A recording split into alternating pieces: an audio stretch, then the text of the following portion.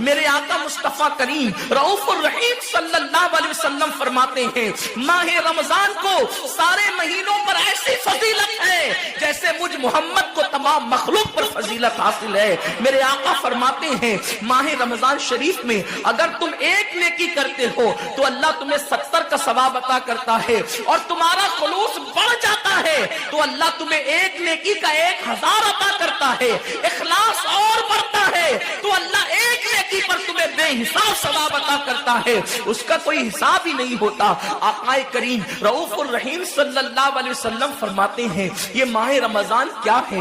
اللہ کے محبوب مصطفیٰ کریم صلی اللہ علیہ وآلہ وسلم ماہ رمضان شریف کے روزوں کی اہمیت بیان کرتے ہوئے فرماتے ہیں کہ ماہ رمضان شریف کا ایک روزہ اگر کوئی چھوڑ دے اور پھر ساری زندگی اس کے بدلے میں روزہ رکھے تو ساری زندگی کے روزے اس ایک ماہ رمضان کے روزے کے برابر نہیں ہو سکتے۔ یہ ماہ رمضان شریف کے روزے کو فضیلت حاصل ہے، اور اللہ کے حبیب صلی اللہ علیہ وسلم فرماتے ہیں جو ماہ رمضان شریف میں عبادت کر کے اپنی بخشش نہیں کروا سکتا، اپنی مغفرت نہیں کروا سکتا، پھر اس کو کبھی موقع نہیں ملتا کہ وہ اپنی مغفرت کا سامان کرے۔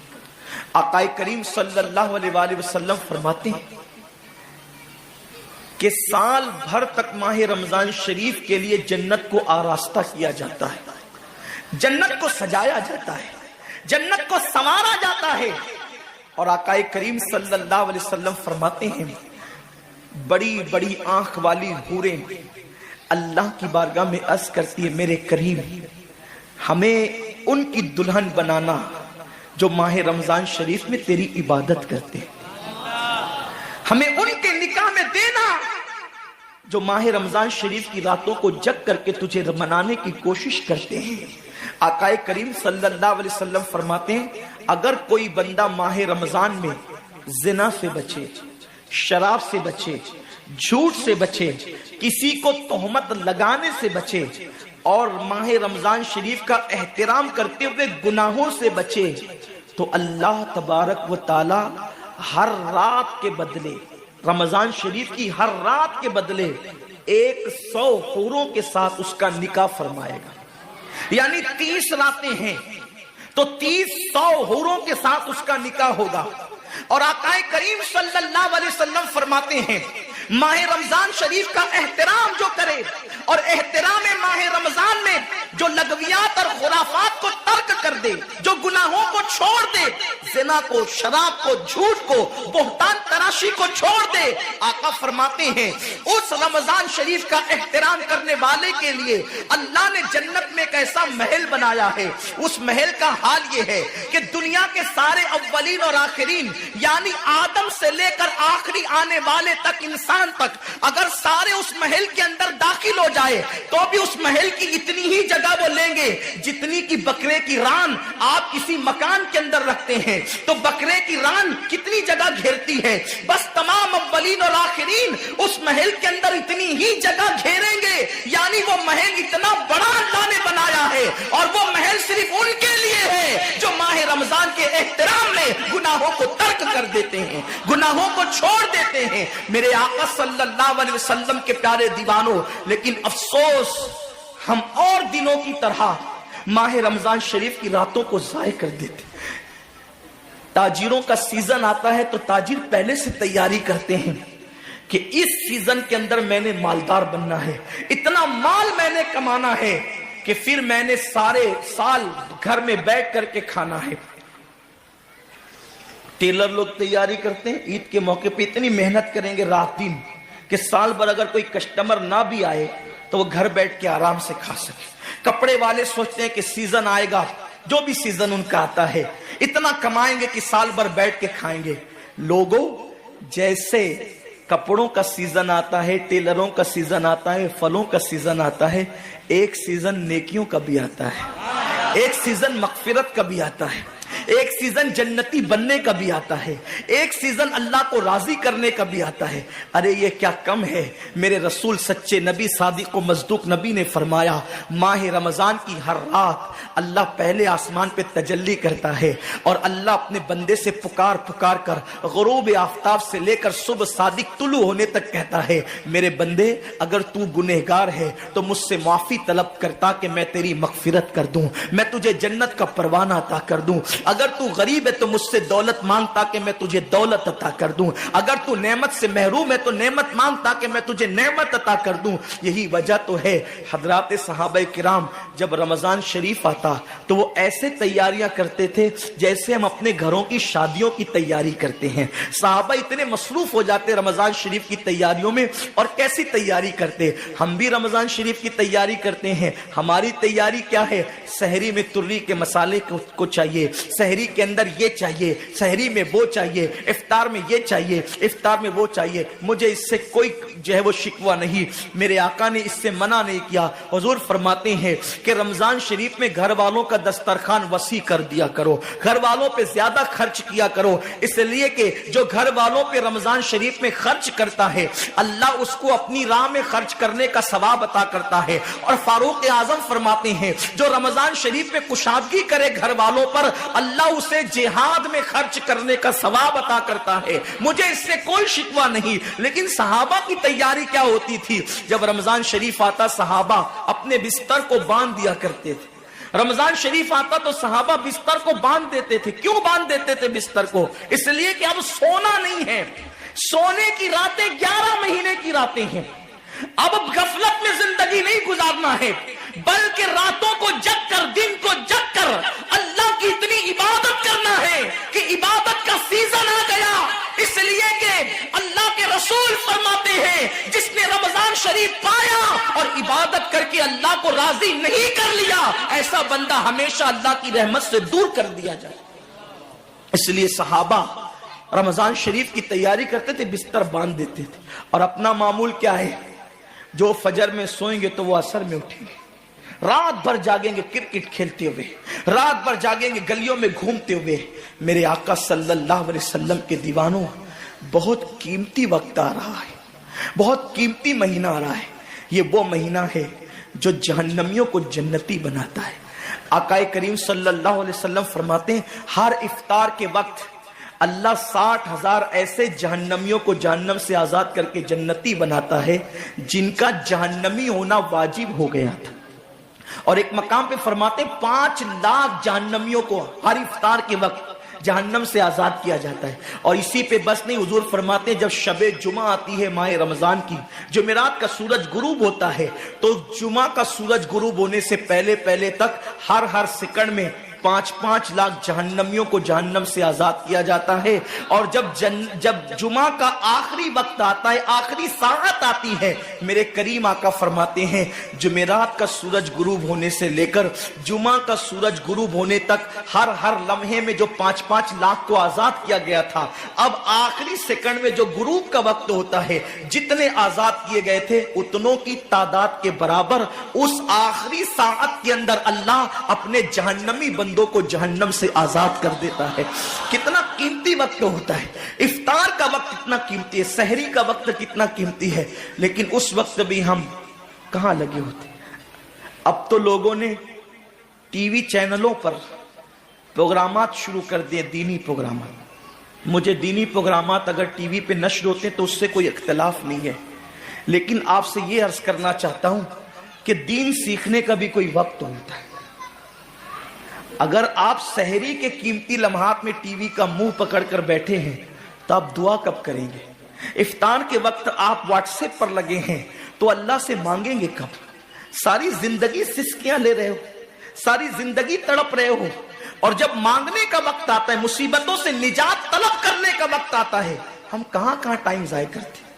حضرت سیدہ ام ہانی رضی اللہ تعالیٰ عنہ فرماتی ہیں کہ میں نے اپنے کریم آقا صلی اللہ علیہ وسلم سے سنا، اللہ کے رسول صلی اللہ علیہ وسلم نے فرمایا اس وقت تک میری امت ذلیل نہیں ہوگی، اس وقت تک میری امت رسوا نہیں ہوگی جب تک وہ ماہ رمضان کا احترام کرتی رہے گی، جب تک उम्मत मोहम्मदिया माह रमजान का एहतराम करेगी, उन्हें दुनिया की कोई ताकत जलील और रुस्वा नहीं कर सकेगी। और जब मेरी उम्मत माह रमजान शरीफ के एहतराम को, ताजीम को तर्क कर देगी, उस वक्त मेरी उम्मत जलील और रुस्वा कर दी जाएगी। आज लोग सीरिया की तबाही पर मातम कर रहे हैं।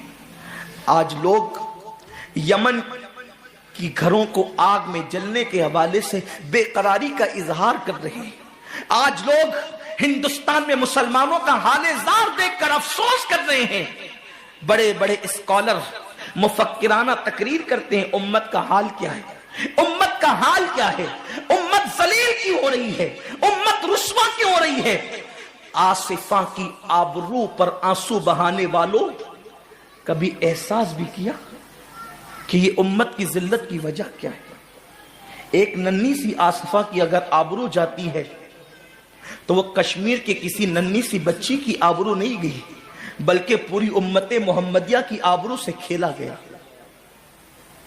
उम्मत की एक बेटी की आबरू अल्लाह के हबीब सल्लल्लाहु अलैहि वसल्लम ने, मेरे आका ने इरशाद फरमाया, मैंने अपनी उम्मत की बेटियों की इज्जत को काबे से बुलंद कर दिया है। वो दुनिया की और कौमें होगी जो अपनी बेटियों की आबरू का नीलाम करके अपने तख्त और ताज के लिए सामान करती है, उनकी इज्जत की हिफाजत करना जानती है। मैं आबरू लूटने वालों से मुखातिब नहीं हूं, इसलिए कि मजमा आबरू लूटने वालों का नहीं है। जो सुन रहे मैं उनसे बात करना चाहता हूं, जिन तक मेरी आवाज पहुंच नहीं सकती मैं उनसे मुखातिबत नहीं करना चाहता। अहले सियासत के मामलात जाने, जालिम अपने जुल्म के अंजाम को पहुंचने के लिए तैयार रहे, कहफरे किरदार तक के काफिर अपने कुफ्र के अंजाम को पहुंचने के लिए तैयार रहे।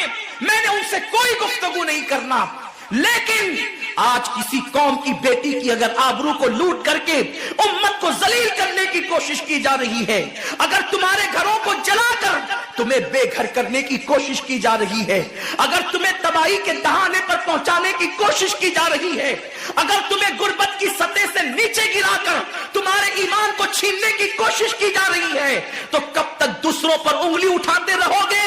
मेरी कौम के जवानों, अल्लाह के हबीब ने आज से 1450 साल पहले तुम्हारी जिल्लत और रुस्वाई का सबब बयान किया।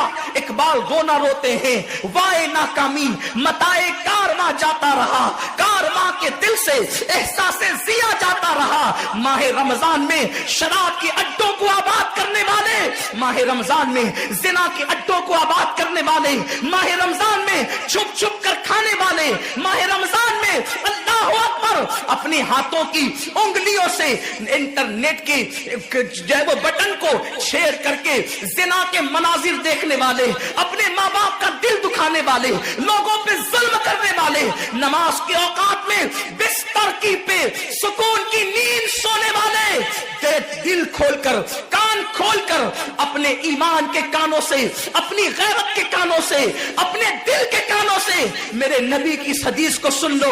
अल्लाह के हबीब सल्लल्लाहु अलैहि वसल्लम फरमाते हैं, मेरी उम्मत को उस वक्त तक कोई रुस्वा नहीं कर सकेगा, मेरी उम्मत को उस वक्त तक कोई जलील नहीं कर सकेगा जब तक उम्मत माह रमजान शरीफ का एहतराम करती रहेगी।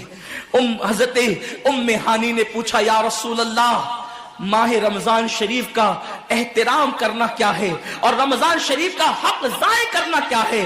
आका फरमाते हैं, जो रमजान शरीफ में भी कबीरा गुनाहों में मुब्तला होते हैं वो रमजान शरीफ के हक को जाय करते हैं, और जो रमजान शरीफ के हक को जाय कर दे फिर उस वक्त उम्मत को जिल्लत और रुसवाई से दुनिया की कोई ताकत बचा नहीं सकती। आज माह रमजान शरीफ का एहतराम क्या हो रहा है। कल तक के मुसलमान और दिनों में गुनाह करते थे, लेकिन रमजान शरीफ आता था तो कम से कम फिल्में लोग देखना बंद कर देते थे, दाढ़ियां मुड़ाना बंद कर देते थे, मस्जिदों को आबाद करना शुरू कर देते थे।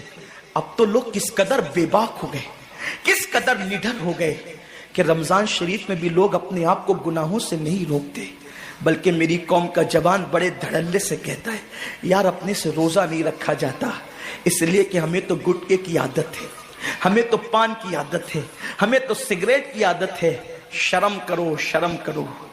نبی کے نام پہ جان قربان کرنے کی بات کرنے والوں، جو نبی کے نام پر 12-16 گھنٹے بھوکے اور پیاسے نہ رہ سکے، وہ نبی کے نام پہ جان کیا قربان کر سکتے؟ اور جب سے تم نے احترام رمضان المبارک ترک کر دیا، تمہاری آبرو کو لوگوں نے کھیل بنا لیا، اور اب تو لوگوں کو احساس گناہ بھی نہیں رہا، احساس جرم بھی نہیں رہا۔ گناہ کے ساتھ اگر احساس گناہ انسان کی زندگی میں ہے تو انسان اپنے آپ کو گناہوں سے بچا لیتا ہے، لیکن اب ہمارے اندر احساس گناہ نہیں۔ اب تو ہم گناہ کو ہنر سمجھتے ہیں، اب تو ہم گناہوں کو فیشن سمجھتے ہیں۔ احساس گناہ کیا ہے؟ اگر انسان گنہگار ہو اور احساس گناہ بھی ہو تو وہ ایک نہ ایک دن سدھر جاتا ہے، وہ ایک نہ ایک دن سنور جاتا ہے۔ ہمارے پاس احساس گناہ ختم ہو گیا۔ آئیے بتاؤں احساس گناہ کتنی قیمتی چیز ہے۔ رمضان شریف میں کھا رہے ہیں، پی رہے ہیں، بلکہ مسلمانوں کی ہوٹلیں بند ہے تو غیر مسلموں کی ہوٹلوں میں کھا رہے ہیں، چھپ چھپ کر گھروں میں کھا رہے ہیں۔ لوگوں سے چھپ کر کھانے والوں، جو تیرا کچھ نہیں بگاڑ سکتا تو اس انسان سے چھپ کر کے کھا رہا ہے۔ جو خدا تجھے سزا دے گا کیا تو اس کی نگاہوں سے بھی چھپ سکتا ہے؟ اور روزے بھی کیا روزے رہ گئے، اب تو روزے بھی رسم بن گئے۔ جو روزے رکھتے ہیں رمضان شریف میں، ان کو روزہ رکھنے کی عادت ہے، وہ روزے کو عبادت نہیں سمجھتے۔ جو روزہ عادت بن جائے وہ نجات نہیں دلا سکتا، جو روزہ عبادت بن جائے وہ نجات دلا سکتا۔ ایک تو روزے کی عادت ہے اور ایک تو روزہ عبادت ہے۔ روزہ عادت اور عبادت میں فرق کیا ہے؟ عادت یہ سب نے رکھا ہم بھی رکھ لیں، یہ عادت ہے۔ نہ رکھیں گے تو کیا جواب دیں گے، یہ عادت ہے۔ نہ رکھیں گے تو لوگ تانا دیں گے، عادت ہے۔ پھر روزہ عبادت کیا ہے؟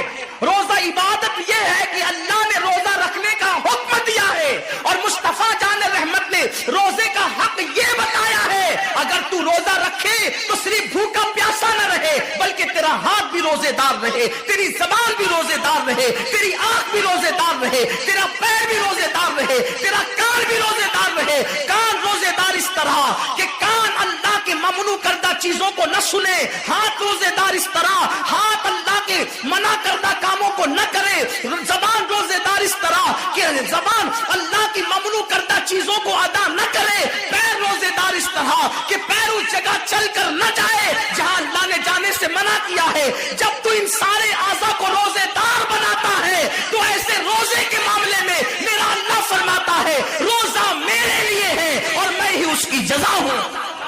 ہر عمل کی جزا جنت ہے، روزے کی جزا خدا کی ذات ہے۔